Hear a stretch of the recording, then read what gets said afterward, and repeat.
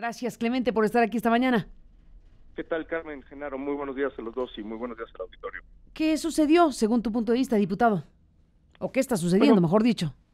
lo que sucedió el día de ayer, como ya se explicó ahorita, fue que la comisión correspondiente dictaminó un par de iniciativas, una iniciativa del PAN, una iniciativa de Movimiento Ciudadano. Lo que Movimiento Ciudadano había planteado originalmente, y esto se planteó desde febrero de este año, fue que modificáramos el artículo 256 para derogar solamente la fracción tercera, que es esta fracción que se refiere a la distinción entre información noticiosa y opinión. Posteriormente el PAN presentó una iniciativa tiempo después, que como también ya se explicó, pues va mucho más allá de lo que nosotros estábamos planteando de manera inicial. ¿Qué sucedió al final del día? Al final del día de ayer, para ser más concreto, que la propia comisión conjuntó ambos dictámenes y emitió un dictamen que a nuestro juicio pues va mucho más allá del espíritu original de nuestra propia propuesta, donde está planteando en el fondo regresar al esquema de autorregulación, de eliminar prácticamente los lineamientos que en algún momento planteó el IFT, y nosotros creemos que en muchos aspectos pues es una reforma un tanto regresiva en la materia. La comisión empezó a procesar este tema el día de antier en la noche. Ayer sesionó. La sesión fue un tanto express, apresurada, y pues lo que nosotros observamos es que hay pues una intención detrás de eso, de que el tema avance lo más rápido posible. ¿Y en qué va a quedar? ¿En dejar al IFT en esta materia en calidad de qué? Pues ese es parte del problema del dictamen. Todas las, o digamos, parte de las atribuciones que tiene el IFT como instancia reguladora, pues con esta nueva legislación, si es que prospera, pues el IFT quedaría reducido, prácticamente sin dientes. Repito, regresaríamos al esquema de autorregulación. Te pongo un ejemplo, Carmen, el tema del código de ética, que había sido uno de los temas, a mi juicio, importantes en los lineamientos, donde cada uno de los entes tenían que ajustarse a los lineamientos del código de ética que marcara el IFT, pues esto desaparecería por completo, regresaríamos al esquema de autorregulación, los códigos de ética serían emitidos por los propios concesionarios y tendrían que sujetarse a ellos con independencia de los lineamientos del IFT, por ejemplo. Uh-huh. Bueno, ese es un tema en el filito, estamos de acuerdo, Genaro, Clemente, el tema de cómo deben ser las cosas. Tampoco podemos negar que en esta parte hay algo que discutir respecto a cómo debe ser la definición ético-profesional de los medios de comunicación. Desde luego que el concepto de autorregulación siempre es bienvenido y deseable en una democracia cuando las concesiones y los que ejercen las funciones de ofrecer servicios de noticias, de información o de contenidos lo hacen en la lógica precisamente democrática, en la lógica del servicio público, y eso funciona cuando estamos metidos en esa dinámica, pero cuando hay prácticas distintas, pues entonces queda en el desamparo el público. Entonces estamos en un filito donde discursivamente se puede entender que siempre será mejor que el propio medio y el propio espacio de comunicación defina claramente cuáles son sus ejes de comportamiento ético profesional.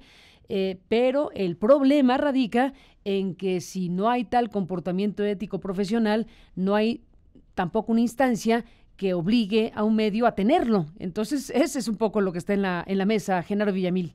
Así es, Carmen, es como si a OHL tú le dijeras, bueno, OHL tiene un organismo que autorregula sus cuotas de peaje.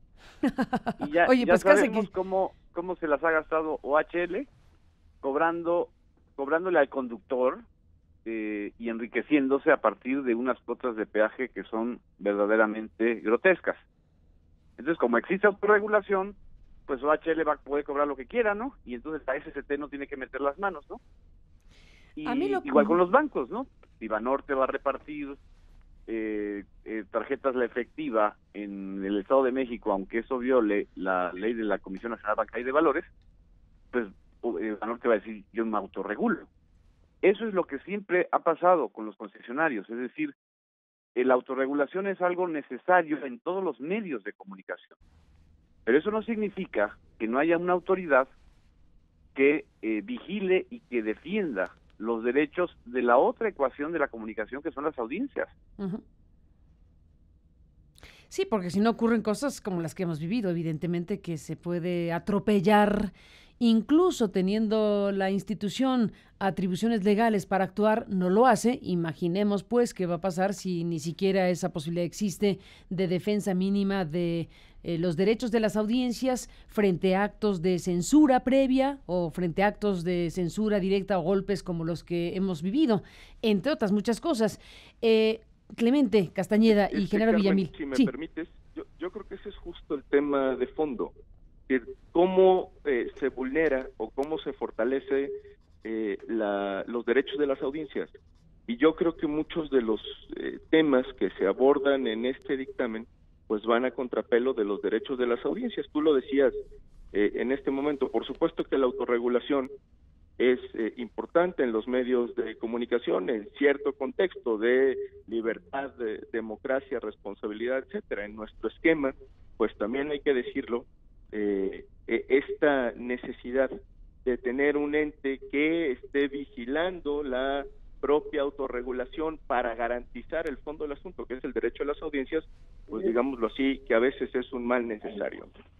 Digámoslo de esa forma, un mal necesario en función de un contexto que conocemos y que está ahí y que ocurren cosas como las que hemos podido vivir en carne propia, entre otras cosas, no solamente en nuestro caso, sino en general, lo que desde luego significa pues un perfil en México, precisamente de la industria concesionada de la radio y la televisión en México, y no podemos chuparnos el dedo porque de eso estamos hablando.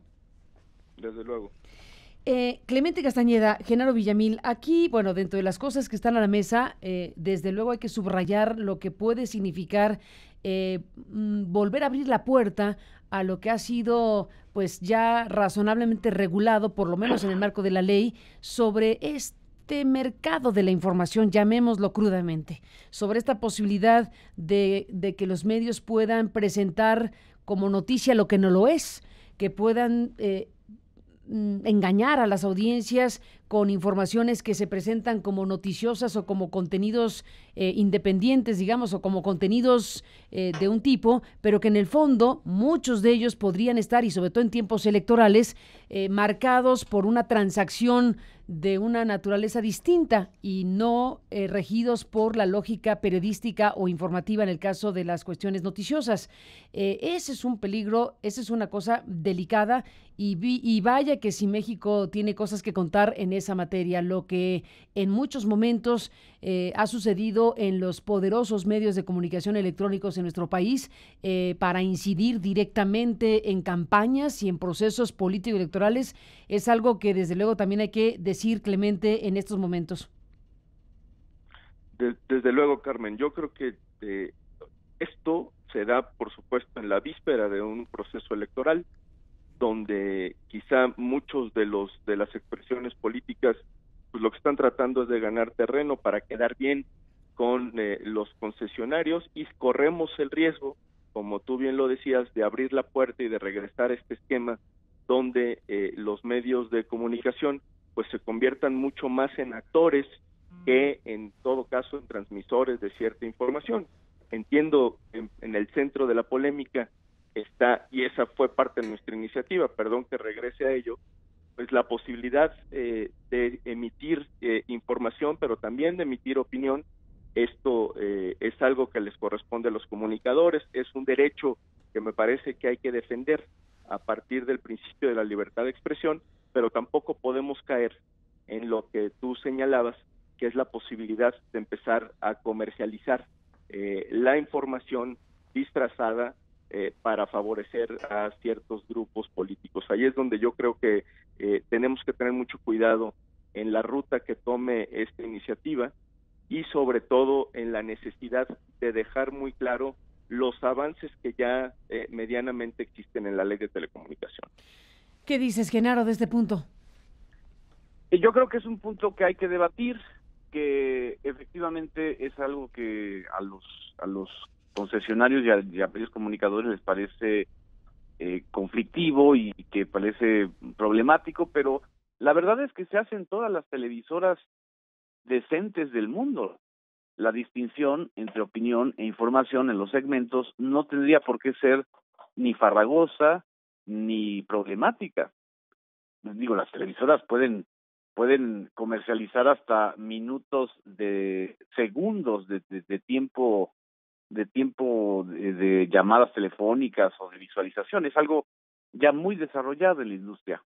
El punto aquí es que bajo ese pretexto quieran echar abajo todo lo demás, todo lo que tiene que ver con en materia de derechos de audiencias y en materia de sanciones a quienes violen esos derechos y todo lo que tiene que estar relacionado con también derechos de usuarios de telecomunicaciones, porque van junto con pegado. Y ahora, pues prácticamente los medios son convergentes, ¿no? Entonces, es un salto legal muy delicado, ¿no? Y bueno, Clemente, el hecho de que se esté haciendo esto tan rápido, tan fast track, como se dice, y tan cercano a la Semana Santa, ya por sí mismo genera suspicacia, obviamente. Sí, a ver, ese es parte del problema del procedimiento que decidió emprender la comisión. Yo creo que es un tema no menor, que debería de abrirse, por supuesto, un espacio de discusión amplio, donde puedan participar quienes han estudiado el tema desde la perspectiva académica, quienes han hecho activismo desde la sociedad civil, donde puedan estar los propios concesionarios, por supuesto los legisladores, con la finalidad de evaluar cuáles son las posibles modificaciones que tendrá la ley. Creo que es lo menos que requiere un proceso de este tipo, un amplio debate público sobre un tema que por supuesto es de interés público. Así es que nosotros el día de ayer planteamos la posibilidad de abrir este espacio de discusión. El tema no prosperó, pero yo esperaría que en el caso en el que este dictamen se sube al pleno de la propia Cámara, pues podamos seguir discutiendo los alcances y las limitaciones del propio proyecto. Aquí no han mencionado en esta conversación, pero lo tiene Genaro Villamil en su texto que está circulando desde ayer, la coincidencia, digámoslo así, la coincidencia de estas iniciativas con lo que ha promovido ante la Suprema Corte de Justicia, pues el presidente Peña Nieto, a través de su consejero jurídico, Genaro. Así es, o sea, hay una especie de acción concertada. Por un lado, se hicieron las acciones o las controversias constitucionales vía el Ejecutivo Federal y el Senado, y ahora estamos ante esta nueva modificación legal, ¿no? A mí me gustaría preguntarle al diputado si ustedes, o en particular usted, no sintió presión del consejero jurídico de la presidencia de las televisoras para que esto se dictaminara fast track. No, en absoluto, Genaro. Nosotros no hemos recibido presión de ningún tipo, hay que decirlo con todas sus letras. Hemos actuado en libertad, pero creo que el tema que se toca, pues también es un tema de la mayor relevancia. Claro que hay inconformidad de parte de un sector por los lineamientos que emitió el propio IFT. La Corte tendrá que pronunciarse al respecto. Y quizás pues también lo que se está evitando o lo que está tratando de evitar con la premura con la que está trabajando la comisión, pues es el pronunciamiento de la propia Corte. Es decir, si hay una modificación a la ley, pues quizá la opinión de la Corte pase a segundo término una vez que ya está modificada la ley. Yo creo que también tendríamos que esperar a que la propia Corte se pronuncie en la materia y eso nos daría mucha más claridad. ¿Y qué tal que la Corte se pronunciara, supongamos, Clemente, en sentido contrario a lo que se está promoviendo de reforma o contrarreforma en el legislativo? ¿Qué sucedería si ese escenario se da? Pues tendríamos que abrir ya un debate distinto, pero yo creo que con independencia del sentido de la opinión opinión de la Corte, Ujú. la propia opinión de la Corte en sí misma ya es algo que nos da mucho más elementos para el debate. Claro. Yo Uy, se está para la cortando aquí. vida de- Perdón, vida Clemente, pública del Clemente. país. Se está cortando la línea o el internet. Dame 30 segundos para que restablezcamos la comunicación. Y bueno, pues aquí estamos, Genaro Villamil, con un buen punto, porque efectivamente llama la atención pues esta prisa. ¿Por qué no esperar a ver qué dice la Corte, ya que la Consejería Jurídica de Peña Nieto presentó esto que está asociado a este tema?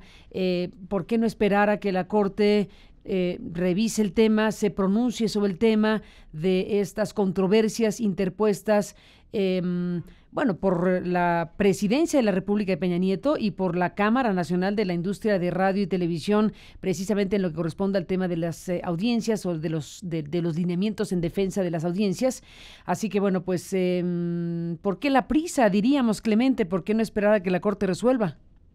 Sí, yo creo que lo más sano es que la Corte se pronuncie. Como tú bien lo decías, bueno, corremos el riesgo de que la Corte se pronuncie en contra de los No el propios, riesgo, esa es una posibilidad. lineamientos. ¿Me escuchas, Carmen? Sí. Bueno, estamos a la espera de que la Corte se pronuncie y yo preguntaba qué va a pasar si la Corte se pronuncia en un sentido distinto a lo que aquí se está planteando en una reforma fast track pre-Semana Santa. Claro, pues tendríamos de parte, con la opinión de la Corte, pues muchos más elementos para legislar con evidencia, con argumentos y pues, con un sentido y una perspectiva mucho más amplia, jurídicamente hablando, por supuesto. Entonces, yo creo que eso es algo que deberíamos de también aquilatar, esperar para enriquecer el debate público.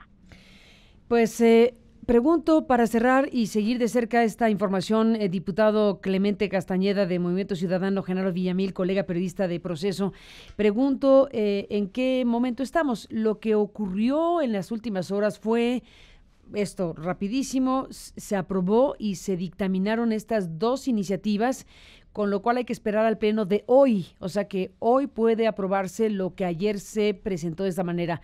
No hay otra posibilidad de posponerlo, no hay una posibilidad real de que digamos, están ya los dictámenes, bueno, ya se hicieron, esperemos a regresar de Semana Santa para que se puedan incorporar otras voces o en una de esas esperar a que la Corte se pronuncie. Eso ya no va a ocurrir porque ya está listado para el día de hoy. A ver, no, Carmen, el día de hoy lo que sucede en el proceso legislativo es que se le tiene que dar declaratoria de publicidad. Una vez que se le dé declaratoria de publicidad, el tema se podría discutir. Lo que ha hecho esta legislatura, y es práctica parlamentaria, es que una vez que se les da trámite de publicidad, se agendan para una sesión subsecuente su discusión. Si esto sucede el día de hoy, digamos, que hoy se le da publicidad al propio dictamen aprobado por la Comisión el día de ayer, y hoy mismo se quiere discutir, pues va a ser muy evidente que la prisa les corre a quienes están impulsando estas iniciativas. Creo que sería, dentro de todo, una más de las señales negativas que tendría esta discusión. No, yo esperaría que imperara la mesura, que le diéramos hoy vista al propio dictamen y que pudiera abrirse un amplio debate al respecto. Si no, creo que la propia iniciativa, que esta reforma, pues lo que va a hacer es levantar todavía muchas más suspicacias. Así es, bueno, por eso es tan importante escucharlos, Clemente, Genaro, esta mañana, porque pues es un tema de horas, es un tema de este día, así que ha sido muy importante, Clemente Castañeda, escuchar tu punto de vista acerca de esto que está sucediendo. Vamos a estar en contacto, si me lo permites. Gracias por estar esta mañana aquí y buenos días.